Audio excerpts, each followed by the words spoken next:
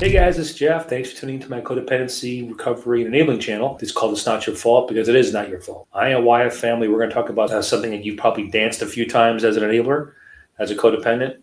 We're going to talk about the 3 R's. We talked about the 3 C's in the past. We're going to talk about the 3 R's and the 3 R's of codependency: rescue, rage, and retreat. And before I get into that, like, subscribe, leave a comment. Let me know what's going on today in your life. Let me know. Just tell me. Hey, you know what? How about just comment and say hi. Hi, I'm alive. I like your videos. You're awesome. I'm glad you stopped wearing the hair hat because it was stupid, et cetera, et cetera. But before we get into that, I want to thank my sponsor, and that is Vandelay Industries. Vandelay Industries, when you say latex, you say Vandelay. Let's talk about rescue, rage, and retreat. As a codependent, as an enabler, we are beholden to certain traits, and these traits are something that most people that aren't codependents or enablers don't normally deal with. Let's talk about rescue. Okay, rescue is the big one, and rescue is when you come to the realization that your loved one is battling addiction. That somehow you have to be the one that comes to the rescue. So you do everything you possibly can, take it upon yourself, put them on your back, and try and carry them over the finish line, because that's our job, right? That's what we're supposed to do. We have to fix everything as codependents and enablers. Rescue is the big one. Rescue gets us involved. Rescue gets us down the first path of enabling. And rescue is something that we all have done, we all will do, and continue to do. And unless you are in a AL-ANON group or a favor group that helps you prevent those kind of things, the behavior is not that insane to figure out. You want to help your loved one. Okay, you want to rescue them, right? But there's a big difference between help and harm. Remember, there's a big difference between a safety net and a hammock. So let's get into talking about rescue from the point of an enablement perspective. So rescue, your loved one is battling addiction, and you're the one who's going to take care of them. Move them into your house, pay their bills for them, get them back healthy again, feed them, clothe them, get them back good again with their bills, etc., their utilities, maybe get them to a doctor, check them out, maybe even put them in a rehab facility if you have that kind of financial means. That's the rescue part. Okay, we have this. We'll stop at nothing to get our loved one well again, and unfortunately, that becomes kind of a mantra of your life, where you're not going to stop at anything, and to hell with everything else. You're going to fix this problem, right? You're the rescuer. You're their lifeline, and you're going to fix it, and you're going to figure it out, right? I mean, we heard that before. Where that becomes an issue is when everything around you falters, and becomes depleted because your attention is solely focused on somebody who probably could do it themselves if they were sober, right? It's different now if you had a loved one that was suffering from the flu, and you brought them chicken soup over, helped clean up their house for them, and ran some errands for them, put Vicks Vapor Rub on their chest, whatever. Okay, that's help. Okay, that's help. If you move that person into your house and took it upon yourself to pick out their medication for them, talk to their doctors for them, pay their bills for them, et cetera, like that, now we're talking past help. Now we're talking about codependency. It's the same situation with your loved one. If your loved one is suffering from addiction, they could do all these things themselves, but they're not, because addiction is telling them they don't have to. Because guess what? Big daddy or big mommy will, or brother or sister will, or your spouse will. All right, that's where we get into that whole rescue thing. I hope that makes sense, because I'm trying. I don't. Again, you know me. I don't use notes. This is all off my big waterhead melon here. BTDT, been there, done that. The second part of the 3 R's, rage. So your loved one, you give them all this help, you give them all this assistance, you try and make it better for them, you laid the groundwork for them to get better, you cleared the path for the recovery, you've taken down all the barriers in front of them, that all they got to do is get better. All they got to do is just seek sobriety, and they'll be good to go. Newsflash, they don't. Typically they don't. First time, second time, third time. They don't. And then what happens? We feel slighted. We feel like we've been wronged. We feel like it's somehow, I can't believe they did that. I can't believe they did that to me, because I'm doing all this hard work for them, and they don't even care. And it becomes from a sense of hurt to then feeling peed off. Okay. You get angry.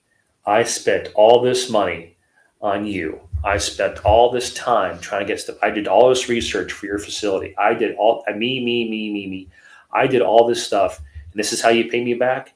And you get peed off.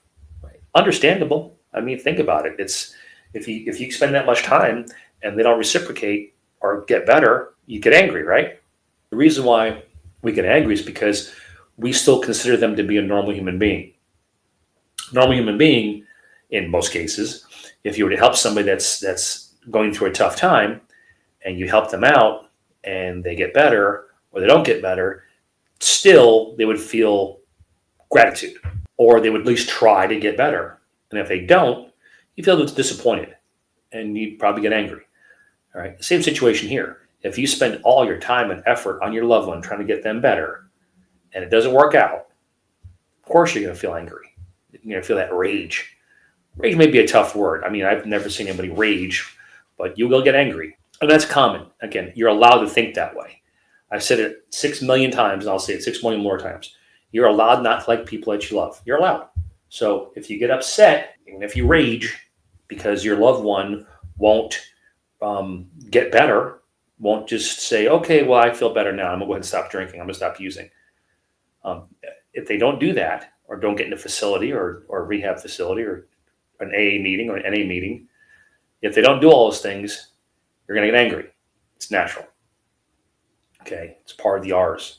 Remember the first R, rescue, second R, rage. What's the third R? It's right on the screen. Retreat. After you feel like you've been wronged, you've been slighted, when you feel like you've been taken advantage of, and that's another thing also, we kind of feel like we've been taken for a ride, don't we? But once we feel all those things, once we feel all those emotions running through us, that somehow we did all this stuff, we did all these things, we tried to rescue them, didn't take our advice, didn't heed our advice, they took our money, they took our help, but now they've decided to go back out again or still go out or not get better. We retreat. We collapse it on ourselves like a black hole. Retreat to the point where we stop taking their phone calls, we don't go out of the house, we don't talk to other loved ones in the house that aren't battling addiction. We become sad. We become sad. We withdraw from everything. And if you had a job, your workmates may say, hey, Jeff, what's bothering you? You seem off. Maybe they don't know about your situation with your loved one, but they can tell. We codependents and enablers, we're very compassionate people. So we tend to wear our emotions on our sleeve. It's hard to hide how you're feeling if you have a loved one that's an addict or an alcoholic. It's very difficult. Okay, so people can tell something's bothering you. So you retreat. You go back into your cave, and you pull the covers over your head and draw the blinds and say, "Screw this! I'm done with this. I'm done with everything. I hate my life," et cetera, et cetera. Typically, that doesn't last very long as a codependent and enabler. Let's be honest, it doesn't last very long. You'll get a message from your loved one, "I'm sorry, I'll try and do better." And then you immediately put back the cape on and say, "Yes, I'm being called to duty again. I'm being called to action. I'm being called to arms. I'm being re-enlisted, being called back to action."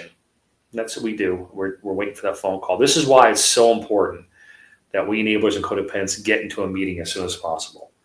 It's important that they get into a meeting for their sobriety. It's more important for us to get into a meeting for our serenity, because we have to stop this pattern.